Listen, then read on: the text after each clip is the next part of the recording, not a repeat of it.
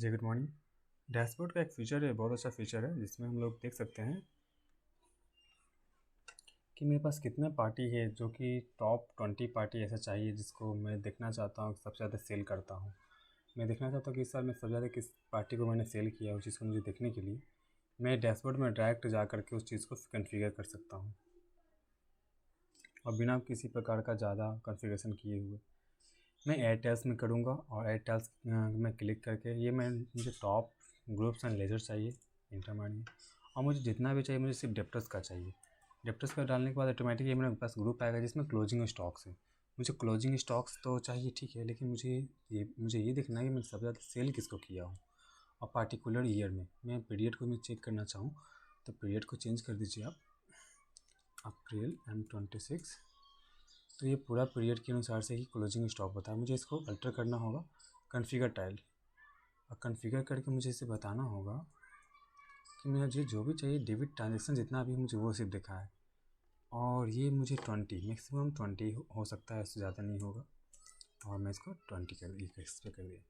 अब ये जो ट्रांजेक्शन दिख रहा है मेरे पास, ये दिख रहा है क्या कि मेरे पास जितना भी डेबिट ट्रांजेक्शन है, सबसे ज़्यादा मैंने मिंत्रा को सेल किया 8,84,000 का अभी तक इस फाइनेंशियल ईयर में, फ्लिपकार्ट को, उसके बाद अमेज़ोन को, और फिर मेरे पास पार्टी रहेगा तो दिखाई देना स्टार्ट करेगा। अब इस ग्रुप को क्या चाहिए कि मुझे इसके ऊपर चाहिए, तो first, second, third, fourth, fifth में लाना चाहता हूँ इसको।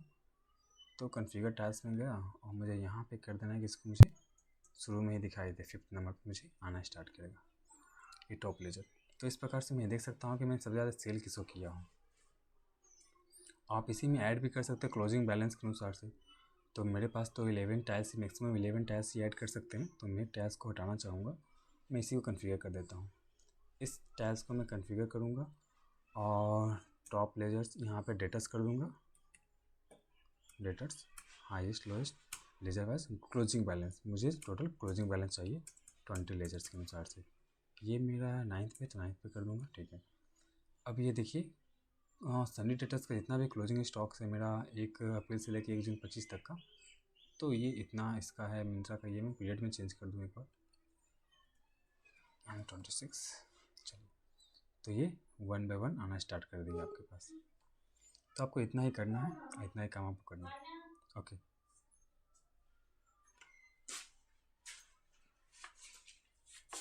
हाँ, लेकिन आप इसको सेव भी करना पड़ेगा आपको, सेव ही में जा करके, क्योंकि जैसे आप बाहर निकलिएगा ये ऑटोमेटिक ही डिलीट हो जाएगा। आपको ये सेव करना होगा, तो इसके डैशबोर्ड को नाम आप देना होगा क्या, डेटर्स, डेटर्स ओके, डेटर्स